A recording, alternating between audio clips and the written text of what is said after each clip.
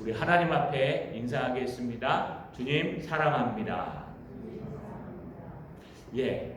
오늘날 우리에게 가장 필요한 것이 무엇일까? 사랑에 대한 정의가 필요할 것 같습니다.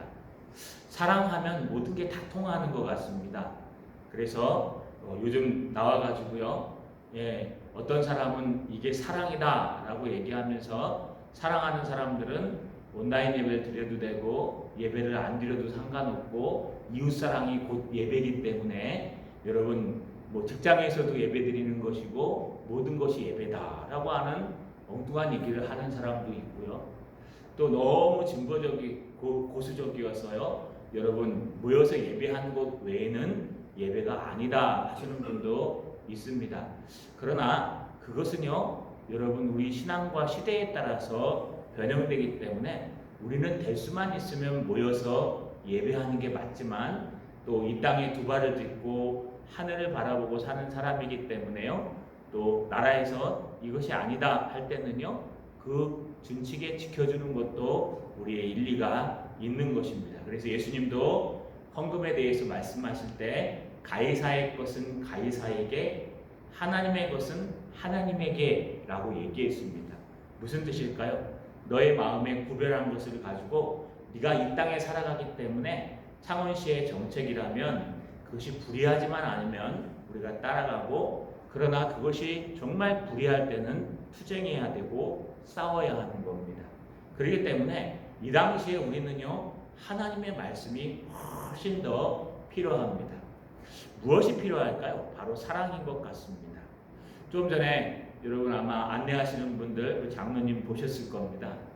부부가 지나가면서요, 교회에다 대고 교회 다니지 말라니까 왜 다냐 그렇게 화를 내고 지나가셨죠. 저도 깜짝 놀랐습니다. 그것도 한 번만 하면 되는데 저기 가면서 계속 소리를 지르면서 그러시고 위협하시고, 또 저도 산에 산책을 가는데요, 요즘 저를 보는 눈이 다릅니다. 오늘은 제가 굳이 안 올라갔습니다. 좀 문제만 있으면 교회라고 얘기하고요. 그 전에 그렇게 자기 마음을 털어놓고 상담하던 어르신들이 저만 보면 외면하고 교회를 욕하니까요, 변명하는 것도 한계가 있어서 차라리 내가 산에 안 가고 만다 라고 하고 산에 안 갈 때가 더 많습니다. 참 예수 믿기 힘든 시대가 왔습니다. 화가 나요. 가서 싸우고 싶습니다.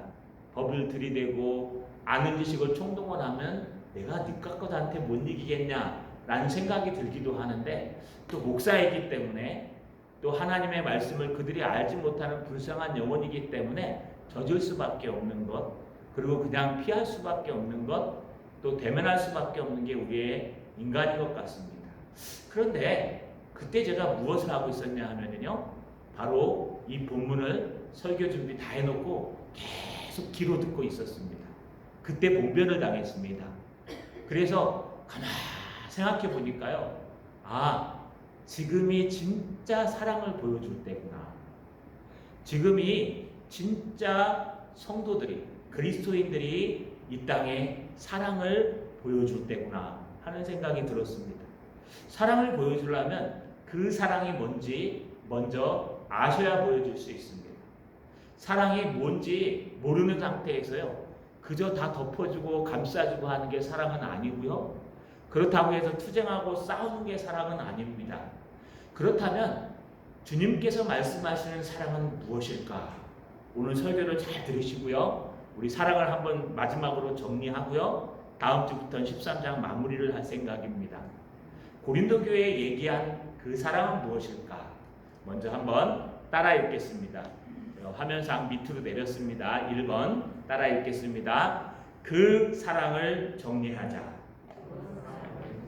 한 번 더요. 그 사랑을 정리하자.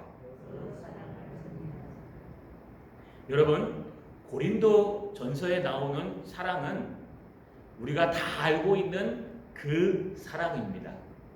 고린도 교회는 특별히 분쟁이 많고, 고린도 교회는 특별히 지식과 은사가 많았기 때문에 고린도 교회는요, 1년 6개월 동안 사도 바울이 은혜 가운데 산전수전 공중전, 여러분 안질이 간질로 변할 정도로 최선을 다했던 고난스러운 곳이기 때문에 잊을 수 없는 곳입니다. 그곳에서 분열이 들려오니까요, 사도 바울은 2번이나 아니 3번 썼는데 하나는 없지요. 두 번이나 여러분 하나님 앞에 여러분 고린도 성도들 앞에 편지를 쓰면서 가장 소중한 게 사랑인데 이 사랑의 존재가 무엇이냐를 가르쳐 준 겁니다. 여러분 여기서 더 나가면 오지랖입니다. 여기에 못 미치면 주님의 사랑이 아닙니다. 그래서 이 당시에 쓰는 사도 바울의 아주 유명한 문체들이 있는데요. 그 깊이가 이 고린도전서에는 여러분 믿는 자에게 전하는 로마서라고도 얘기합니다. 로마서는요, 안 믿는 자들에게, 로마인들에게 전하는 복음이라고 얘기하면은요, 이 고린도전서는요, 믿는 자들, 교회에게 전하는 복음서와 똑같아요. 그래서 분열에 대해서 얘기하면서 사랑을 우리가 4절부터 7절까지 쭉 정리했습니다. 오늘까지 정리하고 저는 이제 더 이상 정리 안 하고 다음 주부터는 그 다음 단락으로 나가려고 합니다. 여러분, 사랑은 4가지가 있다 그랬습니다. 사랑은요, 히브리어로 그냥 사랑의, 좋아의, 우정 이 정도가 아니고요. 사랑에는 4가지가 있는데 가장 밑바닥에 있는 건 에로스, 육체적인 사랑입니다. 동물적이고 육체적인 사랑. 그 다음에 있는 게 스톨게, 이거는 혈육의 사랑입니다. 서로 형제이기 때문에, 자매이기 때문에 내 혈육과 지부치기 때 피부치기 때문에 사랑하는 것. 그 다음에 단계에 있는 게 필레오입니다. 이거는 남자들 간의 사랑, 이걸 우정이라고 좋게 표현하고요. 나쁘게 얘기하면 동성연애라고 얘기하죠. 그래서 이 당시에는 이걸 잘못 해석해서요. 여러분, 많은 철학자들이 여러분 남자 애인을 사귈 정도로 잘못 해석하는 경우가 있었습니다. 그러나 남자들 간의 우정을 얘기하는 겁니다. 그 다음 단계 위에 있는 게 아가페입니다. 아가페는 부모님이 자식에게 조건 없이 무조건적으로 주는 사랑입니다. 그런데 여러분, 이 아가페도 예수님과 하나님의 그 사랑에 대한 하나의 모형일 뿐이지 이것으로 하나님의 사랑이라고 말할 수 없습니다. 그래서 고린도전서를 쓰면서 사도 바울은 아가페 앞에다 항상 붙이는 하나가 있었는데 그게 뭐냐 하면 해라는 단어예요. 해는 정관사로 더 그것 이런 뜻이에요. 그 사랑. 그래서 해 아가페 또는 십자가의 사랑 이렇게 얘기했습니다. 왜 그러냐 하면 고린도 성도들 너희가 내가 1년 6개월 동안 가르쳐준 사랑은 부모님이 자녀를 사랑하는 것 이상의 사랑이야.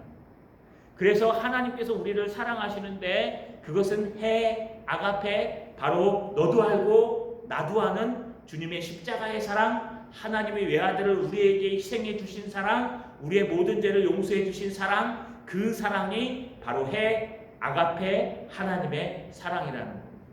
그렇다면 그 사랑은 어떤 모습이 있을까요? 우리 4절부터 6절까지 나눴던 것이 그 사랑의 모습입니다. 그 사랑은, 하나님의 사랑은, 그 십자가의 그 사랑은 바로 이런 사랑입니다. 여러분, 어떤 사랑일까요? 3가지 성향으로 나눴어요. 첫 번째는요, 아주 내면 깊숙한 것에 대해서 나누면서 4절에 여러분 뭐라 그러니까 5절 4절에 뭐라 그랬습니까? 사랑은 오래 참고 사랑은 온유하며 라고 얘기했습니다. 이건 내 마음속 깊숙하게 있는데 여기 오래 참고라는 단어는 견디다라는 단어라고 그랬습니다. 그래서요, 여러분 어떤 해와 어떤 모욕이 올지라도 그냥 소극적으로 그냥 하고 참는 거예요. 그냥 참는 거예요. 대항하지 않고. 소극적인 사랑, 견디는 사랑이에요. 그래서 이것을 오래 참고. 그러나 여기서 끝나지 않고요. 그 사랑을 여러분 바꿔서 내가 그에게 어떻게 하면 좋은 일을 해줄 수 있을까? 원수까지도 사랑할 수 있는, 그래서 나를 핍박하는 자를 위해 기도할 수 있는, 여러분 사랑은 온유하며 라고 얘기했어요. 온유하다는 것은 오히려 능동적으로 그에게 어떻게 하면 해를 끼치는 그를 바꿀 수 있을까 하고 바꿔주는 내면적인 사랑의 모습이 바로 오래 참고 온유하며 2가지라고 얘기했어요. 그래서 참된 그리스도인들은요, 핍박을 받고 어려움을 받으면 하고 싸우는 게 아니라 먼저 참고 먼저 견디고 그 다음에 2번째 하는 게 무엇입니까? 어떻게 하면 이것을 해결할 수 있을까라는 중심의 회심, 변화가 있어야 된다는 겁니다. 2번째 성향은요, 여러분 의지적이고 또 다른 사람과의 관계에 있어서 얘기하는 사랑이라고 얘기했습니다. 그것이 4절 하반절부터 뭐라 그래요? 시기하지 아니하며. 첫 번째는요. 세 번째는 시기하지 않는 겁니다. 시기하다는 것은 뭐라 그랬습니까? 젤로 그래서 열심을 갖다. 그래서 이걸 나중에 뭐라고 얘기하냐면 우리는 시기하지 않고 사모한다고 얘기했어요. 다른 사람이 가진 좋은 은사들과 다른 사람이 가진 좋은 성향들을 사모하는 거지, 그것을 시기해서 나도 그래야지 이게 아니고요. 나도 그래야 되겠다 사모하는. 기도하시는 권사님들이나 장로님들을 보시면요, 나도 저렇게 기도해야 되겠다 이걸 사모하는 거예요. 그런데 누가 장로가 되고 권사가 되고 나도 돼야 되겠는데 이거 안 된다 이러면 시기하는 거예요. 그래서 우리는 사모하는 거지 시기하는 것이 아닙니다. 그 다음에 두 번째, 남과의 관계에 있어서 두 번째 얘기하는 것은요, 겸손하라 그랬습니다. 이게 어디에 들어가냐 하면 교만하지 아니하며, 자랑하지 아니하며, 교만하지 아니하며, 무례히 행치 아니하며, 이 세 가지라 그랬어요. 여러분, 교만하다는 건 겸손의 반대인데요, 교만하다는 것은요, 나를 자랑하고 나를 내세우는 거죠. 그래서 이 교만에서 나타나는 두 가지 형태가, 남보다 높은 자리에 있을 때는 자랑한다 그랬어요. 그리고 남보다 낮은 자리에 있을 때는 뒤집어엎고 비난한다 그랬어요. 이게 무례히 행하다 이것 뜻은 분수를 모르고 나대다라는 똑같아요. 그래서 정말 교만한 마음이 있으면 남들보다 높이 있을 때는 자랑질을 하고 남들보다 낮이 있을 때는 맨날 욕하고 위를 공격한다는 거예요. 이 교만 때문에 나오는 거예요. 그래서 겸손해야 된다 그랬습니다. 그리고 세 번째 또 하나 들어가는 것이 무엇입니까? 여러분, 자신만을 생각하지 아니하는 이기주의에 빠지지 않는다 그랬어요. 여러분, 이게 어디에 나오는 말씀일까요? 5절에 보니까 무례히 행치 아니하며 자기의 유익을 구하지 아니하며. 그러니까 자기의 유익, 나만을 위해서 살지 않는다는 겁니다. 여러분, 나를 사랑하지 말라는 뜻 아니라 그랬어요. 여러분, 여기에는 나를 사랑하듯이 남을 사랑하다라는 뜻 안에는 나를 먼저 사랑해야 남도 사랑할 수 있다. 왜? 나처럼 사랑해야 되니까. 내 몸처럼 사랑해야 되니까. 그래서 여기서 말하는 이기적이라는 것은 자기만을 위해서 사는 것을 말합니다. 거기서 나오는 두 가지가 뭐였냐 하면 성내지 아니하며 악평하지 아니하며, 악한 것을 생각하지 아니하며 악평하다는 뜻, 비난하다는 뜻입니다. 이게 한꺼번에 합쳐서 이기적이라는 마음속에 들어갑니다. 그래서 내가 늘 나만을 생각하고 내 생각만 하고 나만 옳고 남들은 다 틀렸어. 그러니까 뭐가 납니까? 너 잘못됐어. 그럼 화부터 나오는 겁니다. 그래서 성내는 것, 성내지 않는 것이 사랑이고, 또 이기적인 마음에서 또 하나 나오는 것은요, 내가 맞기 때문에 남은 비방하는 거예요. 틀렸다고 얘기하는 거예요. 그래서 악평하지 아니하며 악한 마음을 품지 않는 겁니다. 요까지가요, 두 번째 성향입니다.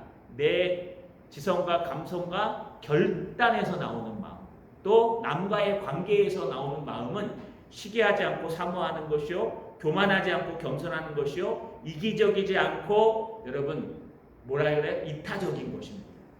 그리고 이제 마지막 세 번째 성향이 뭐였습니까? 내 삶 가운데 나오는 것이었습니다. 내 삶 가운데 나오는 첫 번째가 진리를 통해서 거룩해지는 것이었습니다. 그게 어디에 등장합니까? 6절에 보니까 불의를 기뻐하지 아니하며 진리와 함께 기뻐하고. 불의라는 것은 의로움의 반대말이기 때문에 공의로움의 반대말, 하나님의 말씀, 하나님의 뜻에 반대하지 아니하며 오히려 하나님의 뜻인 진리와 함께 기뻐해서 우리가 점점점 하나님의 진리를 알아가고 거룩한 삶을 산다는 겁니다. 주님을 사랑하는 사람은 성경을 읽게 돼 있어요. 주님을 사랑하는 사람은 예배를 드리게 돼 있어요. 왜냐하면요, 진리와 함께 기뻐하기 때문에. 내가 기도하다 응답받아서 기뻐하는 건 아니고 진리를 듣고 진리의 말씀을 듣고 기뻐하는 것이 사랑입니다. 또 하나 두 번째 나타나는 현상이 뭐였습니까? 모든 것을 참으며 모든 것을 믿으며 모든 것을 바라느니라. 요까지가 여러분 두 번째 성향이었는데 이것은 무엇이었습니까? 여러분, 모든 것을 참으며 할 때 참는다는 것은 앞에 오래 참고라는 것과 틀린 겁니다. 오래 참고는 소극적으로 그냥 무조건 참는 거예요. 그러나 여기 참는다는 것은 이제 은혜가 충만해서 어떻게 해요? 더 적극적으로 나가서 삶에 있어서 참아내는 거예요. 화나는 말을 들어도 참아내는 거예요. 그래서 이겨내는 거예요. 또 믿으며 또 바라느니라, 이것은요 믿음과 소망을 얘기하는 겁니다. 그래서 하나님의 은혜와 하나님의 소망, 이 땅에 두 발을 딛고 천국을 바라며 살아가는 우리들은 소망, 하나님의 나라가 하나님이 갚아주실 것을, 하나님의 은혜 주실 것을 바라고 오늘 하나님을 믿고 이 자리에 나오시는 거예요. 이게 바로 사랑의 세 번째 모습, 삶의 모습입니다. 그러면서 오늘 마지막 이야기를 합니다. 모든 것을 견디느니라. 이건 무슨 뜻일까요? 따라 읽겠습니다. 그 사랑은 모든 것을 견디게 한다. 네, 한 번 더요. 그 사랑은 모든 것을 견디게 한다. 여러분, 여기 견디다라는 뜻이요. 헬라어로 써서 죄송합니다. 헬라어 원문대로 얘기하면 휘포메노라는 단어를 써요. 이 휘포메노는 두 단어가 합친 거예요. 휘포라는 단어와 메노라는 단어가 합쳤는데, 이 휘포는요, 무엇 아래 이런 뜻이고요. 메노라는 것은요, 버티다, 머물다라는 뜻이에요. 그래서 그냥 원문대로 해석하면은요, 아래 머물다라는 뜻이고, 이것을 주로 쓰인 문맥을 쭉 살펴보니까요, 역경을 이기고 참아 내어 견디다. 또 현재형으로 쓰였기 때문에 계속해서 위험하고 곤란한 상황에서도 참고 견디며 소망 중에 기다리다 라는 뜻과 같이 사용하였다고 합니다. 다시 말하면 휘포메노라는 뜻은요, 어떤 환경 아래에서도 눌려서 짓눌려서 아래쪽에 위치해 있으면서도 꾹꾹 누르면요, 그것을 갖다가 끝까지 참아내고 견뎌내는 거예요. 여러분, 오래 참고 모든 것을 참으며 모든 것을 견디느니라, 세 가지가 똑같은 것 같은 다른 겁니다. 오래 참고는 그냥 소극적으로 무조건 참는 거예요. 이유도 모르고. 그러나 여러분, 모든 것을 참으면은요, 좀 더 적극적으로 은혜로 참아내는 거예요. 막 더 대면에서도 참고, 참을 자 3번을 새기고 수백 번을 새기고 참는데, 여기 견딘다는 뜻은 그것이 아니라 그 모든 짐과 모든 누림이 있어도 그 아래서 우리가 실패하지 아니하고 내가 지고 있는 이 십자가를 포기하지 아니하고 이것을 등에 지고 견뎌내는 거예요. 이 무게감과 이 어려움을 견뎌내는 거예요. 이게 휘포메노란 뜻입니다. 그래서 에드워즈는요, 뭐라고 이것을 정의했냐면요, 견디느니라, 모든 것을 견디느니라를 앞에 있는 그대로 사랑 혹은 그리스도인의 은혜는 그것을 대적하는 어떤 것에 의해서도 절대로 전복되지 아니한다. 다시 한번 읽어볼게요. 그 사랑은, 그리스도의 그 은혜는 그것을 대적하는 어떤 것에 의해서도 결코 전복되다가 뒤집히죠. 쓰러지다, 넘어지지 아니한다. 이런 뜻이에요. 견딘다는 것은 우리가 하나님의 사랑만 갖고 있으면 어떤 상황에서도 어떤 환경에서도 이 사랑이 그 사랑이 맞다면 절대로 전복되거나 넘어지거나 쓰러지지 않는다는 뜻이 휘포메노의 문막상의 의미입니다. 그렇다면 우리 두 가지를 한번 살펴봐야 되겠죠. 하나는 그리스도의 그 은혜, 그 사랑을 대적하는 자들이 있다는 것이고, 또 하나는 그럼에도 불구하고 우리가 넘어지지 않는 이유가 분명히 성경에는 있다는 겁니다. 따라 읽겠습니다. 그 사랑을 빼앗아 갈 수 없다. 한 번 더요. 그 사랑을 빼앗아 갈 수 없다. 여러분, 그 사랑을 빼앗아 갈 수 없다. 첫 번째는요, 그 사랑을 빼앗아 가는 자가 있다는 거예요. 세례요한 이후로 천국은 침노를 당하나니 침노하는 자가 빼앗느니라.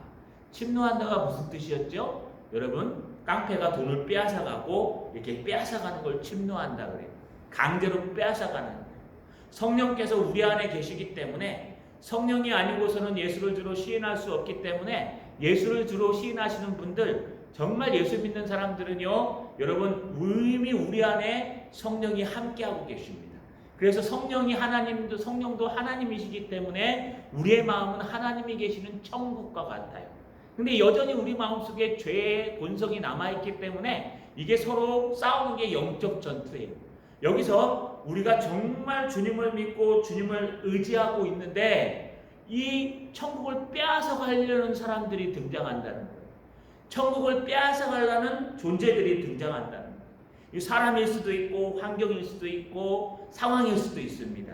그래서 바울은 에베소서 6장 12절에 뭐라 그러냐 하면 우리의 씨름은 이 경기를 얘기하는 거예요. 또 싸움을 얘기합니다. 싸움으로 한번 번역해 볼게요. 우리의 싸움은 혈과 육을 대상으로 하는 것이 아니요 통치자들과 권세자들과 이 어둠의 세상 주관자들과 하늘에 있는 악한 영들을 상대함이라. 우리의 싸움은 사람이랑 싸우는 것이 아니에요. 우리의 싸움은요, 여러분 두 가지랑 싸우는데요. 첫 번째, 우리 자신과 싸워야 돼요. 우리 자신과 싸우는 것은 뭐냐? 여전히 우리 속에 남아있는 하나님의 사랑을 방해하고 성령을 방해하는 죄의 본성, 죄, 여전히 남아있는 이 죄의 본성, 죄의 문제는 해결되고 결과는 해결됐지만 죽을 때까지 우리를 괴롭히는 죄의 본성이 우리의 지성과 우리의 감성과 우리의 결단력을 자꾸 자극합니다. 야, 가지마. 코로나인데 뭐로 가냐. 야, 가지마. 뭐 하나님 말씀 들어서 뭐 하겠느냐. 그게 거기지. 야, 하지마. 사랑해서 뭐해. 너만 손해보잖아. 여러분, 우리 본성 속에서요, 수도 없이 우리의 안정과 우리의 가치를 위해서 계속해서 우리를 공격해요. 이게 우리의 죄예요.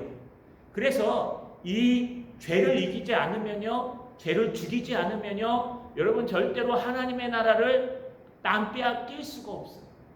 죄를 죽이지 않으면 우리 마음은 딱 한정되어 있는데 이 안에 죄의 자리와 성령의 자리가 함께 있어서요, 성령께서 말씀을 통해서 충만하면 죄가 쪼그라들어 안 없어져요. 죽을 때까지. 그래서 없어진 걸 영화라고 얘기해요. 여러분 안 없어져가지고 계속 잡아먹어요. 그러면은요, 성령 충만한 거예요. 무슨 얘기를 해도 은혜고 무슨 얘기를 해도 사랑이고 그 사랑이 나와요. 반면에 죄가 막 감싸하면 앞에 있는 그 사랑이 사라져요.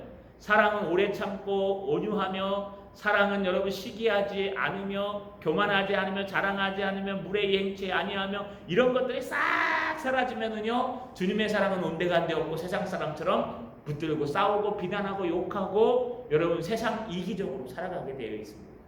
이것이 우리의 원수예요. 첫 번째 원수는 우리 속에 있는 나예요. 내 안에 있는 자아, 죄성이에요. 이것과 우리가 싸우지 않으면 안 됩니다. 그래서 베드로는 뭐라고 얘기합니까? 너희가 너희 마음속에 있는 죄와 피 흘리기까지 싸워봤느냐? 라고 물어봐요. 피 흘리기까지 싸워봤느냐? 네가 네 마음속에 있는 죄의 본성과 피 흘리기까지 싸워. 여러분 이거 한국말로 그대로 번역할게요. 네가 네 본성과 너의 죄성과 피 터지도록, 머리 터지도록 싸워봤느냐는 거예요. 여러분 본성과 한번 싸워보셨어요? 여러분 죄성과 한번 싸워보셨어요? 진짜 막 진짜 예배는 목숨 걸고 나와야 되는데 그렇게 한번 나와보셨습니까? 아니면요, 여러분 정말 하나님 앞에서 피 흘리기까지 코피가 터지도록 하나님의 말씀을 읽어보셨습니까? 피 흘리기까지 우리의 본성과 싸우지 않으면요, 이 본성을 이길 수가 없어요. 어느 틈엔가 내 중심, 어느 틈엔가 이기적으로, 어느 틈엔가 여러분 내 중심적으로 모든 것이 그렇게 흘러가게 되어 있습니다. 그래서 첫 번째 여러분 그 은혜를 대적하고 그 사랑을 넘어지게 하고 전복시키게 하는 건 딴 데 있는 게 아니에요. 내 마음속에 있는 게 교만한 마음. 나밖에 몰라. 내가 아는 게 진리고 딴 사람은 다 틀렸어. 여러분 그 정도 실력 있으면 상관없어요. 그런데 그것도 아니고 여러분 그런 마음을 가지면 벌써 전복되는 거예요. 그러나 하나님의 은혜는요, 그것으로부터 전복되지 않는다는 게 견디느니라 라는 현재예요. 또 하나 있습니다. 우리가 싸워야 될 것은요, 아까 말한 대로 사람이나 환경이나 이 모든 것 속에 들어있는 그 배후에 있는 악한 영들, 바로 마귀, 사단의 영들과 싸워야 됩니다. 사단의 영들은 지금도요, 여러분 정치, 경제, 문화 모든 것들을 장악하고 우리들을 공격해 옵니다. 뭐 평등법이 아직 여러분 계류 중이지만 통과되면은 이제 예수 믿고 구원받는 오직 예수밖에 없습니다. 그럼 전 잡혀갑니다. 왜냐하면요, 다른 종교를 인정하지 않기 때문에. 이게 대한민국 헌법이고 유럽은 이미 넘어갔어요. 동성애 인정하지 않으면 또 잡혀갈 수도 있어요. 여러분 이게 무엇을 하냐? 이 모든 것들이 무엇이냐? 바로 여기에서 등장하는 겁니다. 세상 문화는요, 점점 사람이 먼저 되고 인간 중심이 되고 휴머니티적이 되기 때문에 사람은 모든 것을 감싸줘야 되고 모든 것을 허용해줘야 된다. 답은 하나님의 말씀인데 답이 사람이에요. 여러분 통계를 좀 조심하셔야 돼요. 이 통계가 진리는 아닙니다. 민주주의는 통계지만 통계가 진리는 아니에요. 우리는 진리를 갖고 있어요. 1 더하기 1은 2라 그랬는데 수수학 공식 아닙니까? 진리잖아요. 진실이고. 그런데 100명이 있는데 99명이 1 더하기 1은 3이야 라고 얘기하고 딱 한 명만 1 더하기 1은 2야 라고 답안지에 쓰면 선생님이 뭐라고 체크하겠어요? 쭉 보니까 99명이 3이라고 썼으니까 이건 3이 맞다. 1 너는 틀렸다. 이렇게 해요? 아니요. 그건 진리가 없는 사람들이 말하는 거예요. 진리가 있는 사람들은 누가 무슨 얘기를 하는 것이 중요한 게 아니라 하나님의 말씀이 중요한 거예요. 제가 이번 주에요. 좀 답답했습니다. 알고 싶다. 거기서 전모 목사님을 얘기해서 저도 약간 보수적이긴 합니다. 근데 그렇게까지는 아닙니다. 그런다 역사를 약간 왜곡하고 있더라고요. 앞에 처음에 맞는지 틀린 그냥 들어보고 제가 연구한 걸 보고 또 데카메론을 한번 읽어볼까 하고 패스트를 보고 하면서 중세를 욕하면서 중세 문화가 무엇인지도 모르는 상태에서 나온 사람이 오직 뭐라고 얘기하냐? 패스트 때문에 흑사병 때문에 사람들이 신앙에 매달렸대 밀어내서 이성을 다 붙들지 않고 방역이나 이성을 붙들지 않고 사람들이 더 많이 모여서 기도하고 더 많이 하는 바람에 흑사병이 쫙 퍼져나가서 나중에 어떻게 됐냐 하면 흑사병 때문에 여러분 계속 창궐 했습니다. 10번인가를. 그래야 많은 사람이 죽고 그들이 깨달은 게 뭐냐 하면은 하나님은 못 도와주신다. 하나님은 그때 어디 계셨느냐. 그래서 결국은 자연으로 돌아가자 우리 인간의 본성으로 돌아가자 르네상스 운동이 일어났다는 거예요. 저는 철저하게 반대합니다. 여러분 흑사병 패스트가 유행했을 때요. 그 패스트 때문에 르네상스 운동이 일어난 건 맞아요. 그건 역사적으로 인정해요. 그러나 흑사병이 왔을 때 하나님께서 중세시대에 썩어가는 교회와 썩어가는 그 면죄부를 팔았던 카톨릭 그 썩어가는 종교와 신앙을 위해서 교권주의를 위해서 흑사병을 보내셨는데 그 흑사병으로 두 부류의 사람이 생겼어요. 하나는 가짜들은 죽거나 가짜들은 다 도망갔어요. 일화가 있지 않습니까? 루터의 제자들이요. 이제 여러분 흑사병이 창궐했다니까 흑사병이 창궐하면 어떻게 죽이냐 하면요. 지금이야 방역이 있고 자가격리는 지금도 똑같은 것 같아요. 흑사병 때랑 다르지 않아요. 절반. 역사는 반복돼요. 식구 중에 하나가 흑사병이 걸리면 바깥에서 문을 다 닫아버린대요. 다 죽으라고. 가족들 다 걸려서 같이 죽으라고. 그래서 다 죽으면요. 꺼내가지고 불태워버린대요. 그렇기 때문에 자식이 흑사병에 걸리면요. 내다 버린대요. 왜냐하면 살라고. 그 정도로 무식하고 그 정도로 그 시대의 모든 정말 대부분 다가 예수 믿는 사람이었고 카톨릭이었죠. 대부분 다가 여러분 천주교 신자들이었고 대부분 다가 천주를 믿는다고 하나님을 믿는다고 하는 사람들인데 자기의 삶을 위해서 여러분 그렇게 다 내다 버렸다는 거예요. 그러는 바람에 가짜 신앙인들은 하나님을 버리고 떠나고 가짜 신앙인들은 다 떠나는데 거기에 루터가 뭐라고 얘기하냐? 신앙 목회자들마저도 다 도망가는 거예요. 그게 제자들이요. 루터는 안 떠나니까 루터에게 편지를 썼어요. 스승님, 우리가 돌아가야 됩니까? 라고 얘기하니까요. 루터가 뭐라고 얘기했느냐? 너희가 굳이 돌아올 필요는 없다. 인간이 자기 자신을 보호하는 것은 본성이기 때문에 어쩔 수 없다.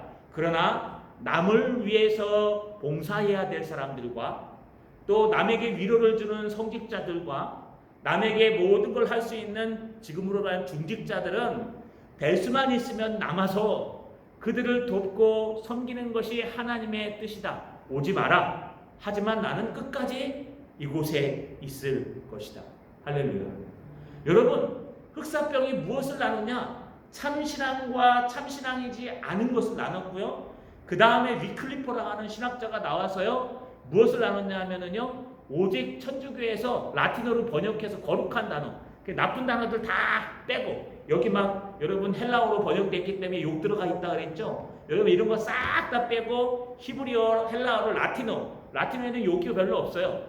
거룩한 언어로 싹 번역해갖고 자기네들끼리만 갖고 있던 성경을 위클리퍼가 뭐라 그랬냐? 성직자들 너희만 거짓하지 말고 그것을 이 땅에 번역해서 모든 사람들이 읽게 하라.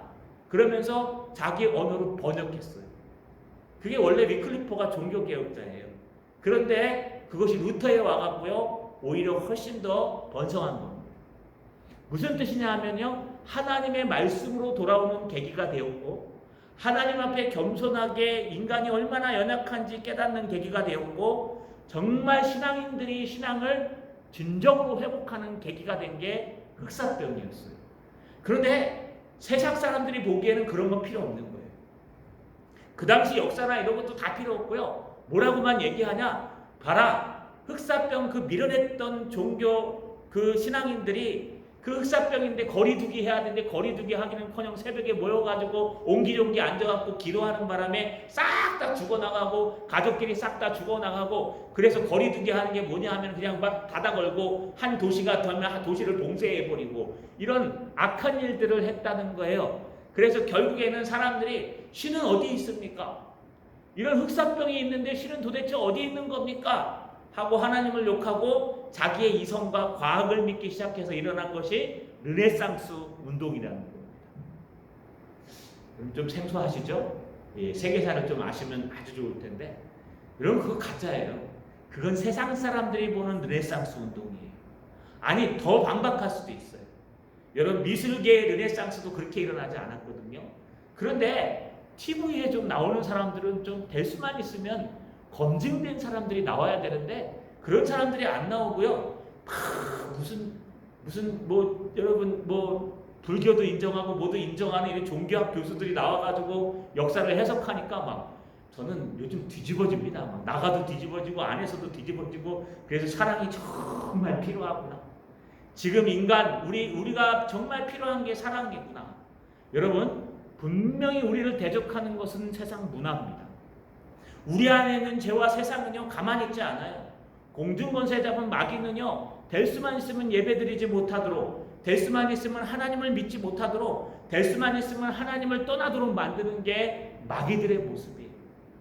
그렇기 때문에 우리 마지막 죽는 그 순간까지 오직 예수 그리스도를 놓지 아니하고 주님 앞에 예배하며 주님 앞에 서는 것이 얼마나 소중한 건지 몰라요. 우리에게 대적자가 있다는 걸 잊으시면 안 돼요. 우리에게 대적자들이 분명히 있고 그 대적자들이 조금 아까 지나간 소리치는 거 보셨죠? 우리 안내하시는 분들 섬찟했죠? 들어와갖고 만약에 그렇게 소리치면 어떡하실래요? 제가 뛰어내려가려다가 말았는데, 여러분 그러면은 우리 대책 없어요. 때리면 맞아야 되고 욕하면 미안하다 그래야 되고 누명 씌우면요 죄송합니다라고 할 수밖에 없어요. 왜냐하면은요 지금 그런 시대인데 어떡하겠어요. 여러분 이게 첫 번째 우리에게 대적자가 있다는 걸 알아야 돼요. 그 다음 두 번째는요, 그럼에도 불구하고 우리가 정말 그 사랑을 갖고 있다면, 그 십자가의 사랑을 갖고 있다면 절대로 전복되지 않는다. 끝까지 견딜 수 있다. 할렐루야. 이거 우리 힘으로 되는 게 아니라 정말 우리 안에 성령이 계시면은 성령이 가만 놔두지 않는다는 겁니다. 이걸 뭐라고 얘기하냐면요, 참된 은혜 안에 있는 성도의 견인이라고 얘기해요. 우리가 예수를 믿고 그분의 성령의 은혜를 받고 우리의 귀가 열려서 예수를 믿는 순간, 구약 때는요 성령이 들어왔다 나갔다 했지만 신약에는요 돌의 신비에 쓰기 때문에 성령이 우리 안에 한번 내주하시면 죽을 때까지 안 나가요. 그래서 성령을 쫓아낼 수가 없어요. 그러면 예수 잘 믿다가 타락한 사람은 뭡니까? 그걸 각성자라고 얘기했어요. 각성자는 뭐냐? 고등학교까지 막 눈물 흘리면서 기도하고 하나님 용서해 주십시오 막 회개하고 기도했는데 그 이후로 예수 안 믿고 세상에 나가 타락하다가 죽을 때까지 안 믿고 가면은요 그건 처음부터 잘못 믿은 거예요. 안 믿은 거예요. 여러분 소설책 읽다 눈물 안 흘리세요? 감동적인 여러분 연설 듣다가 눈물 안 흘려요? 눈물 흘렸다고 다 되는 거 아니에요. 여러분 우리가 예수를 정말 믿는 사람들은요 눈물 흘리는 게 중요한 것이 아니라 우리 삶이 바뀌게 돼 있어요. 보라 새로운 피조물이로다. 이전 것은 지나갔으니 새로운 것이 되었도다. 이 말이 뭐냐 하면 우리 안에 성령께서 들어오시기 때문에 이 성령 하나님이 우리 안에서 가만 놔두지 않는다는 거예요. 계속해서 어떻게 할까요? 우리 마음 밑바닥부터 시작해서 뒤집어 엎어서 점점 변화하게 만들어요.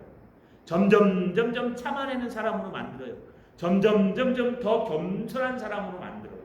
그래서 이 성령이요, 우리 밑바닥까지 뒤집어 엎고 이 성령이 절대로 죄가 승리하지 못하도록 우리를 이기게 만드시는 거예요. 이게 성도의 견인이에요. 차가 한 대 부흥 가는데요, 사고가 났습니다. 요즘은 견인차를 이렇게 싣고 가죠. 옛날에는 이렇게 코고러 가잖아요. 옛날에 그 뒤에 타고 갔습니다. 요즘 위험해서 못 타게 합니다. 옛날에는요, 그 뒤에 차에 탔어요. 앞에 자리가 없으니까 타세요 그러면요, 이 견인차를 갖다 딱 앞다리 딱 들고 뒷자리에 다 타요, 식구들이. 그래갖고 저 정비소까지 가는 거예요. 타고요. 포니투에 타갖고 이렇게 끌려가 보신 적 있습니까? 저 어릴 때 삼촌차 타고 끌려가 본 적이 있어요, 견인차가. 그런데요, 밖에 아무리 운전해도 못 가요. 내가 가는 것 같지만 견인차가 끌고 가면 견인차가 가는 대로 가는 거예요. 이게 견인이에요. 그럼 무슨 뜻이냐? 성도가 예수를 믿기 시작하고 그분의 참 은혜를 경험하고 참 사랑을 경험하면 그 사랑이 우리를 이렇게 끌고 가는 거예요. 내가 가는 것 같지만 끌려가는 거예요. 내가 막 운전해서 가는 것 같고, 아우 하나님 이 앞에 큰 차가 있는데 추월해 가야 되는데 어떡합니까? 그러면은 견인차 아저씨가 알아서 추월해 가요. 그럼 견인차 아저씨 하나님이신 거예요. 하나님이 알아서 추월해 가요. 하나님 저 앞에 굴다리가 있는데 굴 두고 어떻게 깜깜한데 어떻게 갑니까? 그냥 따라가면 돼요. 견인차가 앞에서 끌고 가요. 우리는 끌려가는 거예요. 이게 성도의 견인이에요. 하나님은 절대로 우리를 포기하지 않으십니다. 그래서 로마서 8장 35절부터 39절에 이렇게 기록되어 있어요. 누가 우리를 그리스도의 사랑에서 끊으리요? 환난이나 공고나 박해나 기근이나 적신이나 위험이나 칼이랴.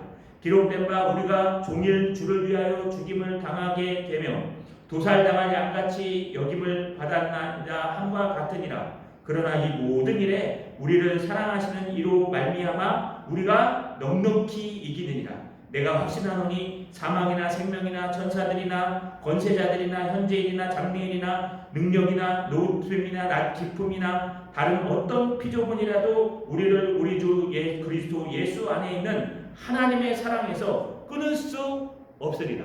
할렐루야. 여러분, 이게 견딘다, 휘포메노의 뜻이에요. 앞에 있는 그 모든 사랑이 참 사랑이고 참 진리가 맞다면 그 무거운 짐을 딱 지고 있어요. 근데 사실은 내가 지고 있는데 하나님 위해서 들고 있는 거예요. 난 손만 갖다 대고 지고 있는 거예요. 목봉체조 우리 안 해보셨죠? 해병대는 뭐 이거라 그러는데 저희는 목봉체조를 합니다. 제가 1m 75입니다. 그런데요, 이 목봉체조를 하는데 얼마나 감사한지 제 앞뒤로 이렇게 키 순서대로 딱 세워주시더라고요. 근데 제가 머리가 크지 않습니까? 이게 작고, 그래서 제 머리에 맞는 이 분모가 없어가지고 철모랑 굉장히 힘들었습니다. 근데 그 좋은 게 뭐냐면 이 머리가 크니까 키는 1m 75인데 애들이랑 쓸 때는 누구랑 썼냐면 1m 80짜리랑 같이 쓰는 거예요. 1m 80짜리랑 서갖고 한 3자리, 4자리 중간에서 드니까 매달려요. 그러니까 남들은 이렇게 목봉체조 할 때 이렇게 막 키 큰 애들은 막 이런데 전 매달려가지고 손만 대고 하나 둘 힘들까요? 안 힘들까요? 얼마나 미안한지 형제들한테 되게 미안했어요. 이 머리가 큰 것도 참 감사하더라고요. 여러분, 이게 무슨 뜻이냐? 하나님이 그러시는 거예요. 사실은 내가 짐을 메고 내가 막 하는 것 같은데 여러분, 하나님이 하시는 거예요. 하나님이 성령께서 인도하시는 거예요. 여러분, 우리에게는 우연이란 없어요. 하나님이 앞에서 우리를 끌어가고 계시고 하나님이 그런 환난을 주시는 거고 하나님이 그런 은혜를 주시는 거고, 그래서 성도가 하나님의 은혜를 자랑하고 성도가 오직 하나님 앞에서 나는 약한 존재요, 무지한 존재요, 무능한 존재요, 무기력한 존재일 뿐이고 오직 예수 그리스도가 하나님의 전부입니다. 다른 것은 다 배설물로 여깁니다. 라고 고백할 수 있는 것입니다. 자, 여러분, 말씀을 마치겠습니다. 우리 다시 한번 돌아봤으면 좋겠습니다. 이 화면에 나온 거 이제 안 보여드릴 겁니다. 우리의 사랑은 정말 주님의 십자가의 사랑인지 돌아보십시오. 그냥 비스무리하게 그냥 어려서부터 다녔으니까 주님 사랑하겠지가 아니라 정말 우리 마음속에 주님의 성령이 함께 하시는 해 아가페 그 십자가의 그 사랑이 우리 가운데 있는지, 그 사랑의 모습은 세 가지 성향을 갖고 있어요. 언제나 소극적으로 무조건 참아요. 그 다음에요, 온유한 마음으로 어떻게 하면 극복할까? 여러분, 그런 마음을 돌이키는 마음을 가져요. 또 다른 사람의 관계에 있어서요, 시기하지 않고 사모하게 돼 있고 도전받게 돼 있어요. 교만하지 않고 겸손해서요, 무례히 행치도 않고 자랑하지도 않게 돼 있어요. 뿐만 아니라 나만을 생각하고 아주 이기적인 사람으로 살지 않기 때문에 화내지도 않고 또 남을 비평하지도 않게 돼 있습니다. 아니 그렇더라도 돌이키게 돼 있습니다.